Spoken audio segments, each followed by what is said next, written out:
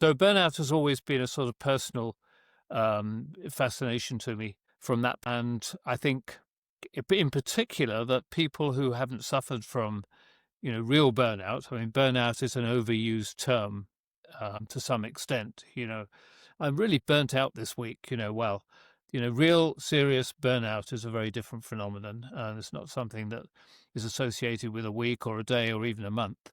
So that's been important. Now, my solutions to it, which relate to creativity, they really have been a part of my life forever. I had very creative parents. My dad became a world-renowned artist, and my mother was also very creative. He was 60 when I was born. She was 25. Wow. And That's that's sort of, it really is. But, you know, highly creative people have a tendency to be um, play a little bit loosely with the idea of social norms. They tend to be a sort of rough guide that you may or may not wish to follow.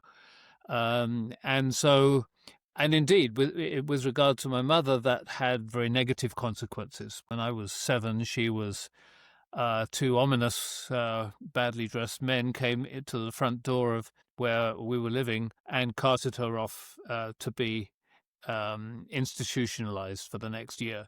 And I think the prime reason for that was that this loose relationship with social norms was really had a very negative impact in terms of her acceptability to other people. They just, the good denizens of rural England in the 1950s didn't want anybody strange. They wanted people who were exactly like them, please.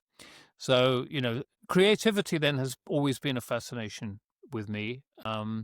I started inventing things in my 20s and actually took 3 of my crazy ideas to be leaders in their field globally. And so when I sold my businesses, I did some consulting work, and then I went back to school to get a PhD in social psychology, and creativity in an organizational context was my focus. So that's really how all these things came together.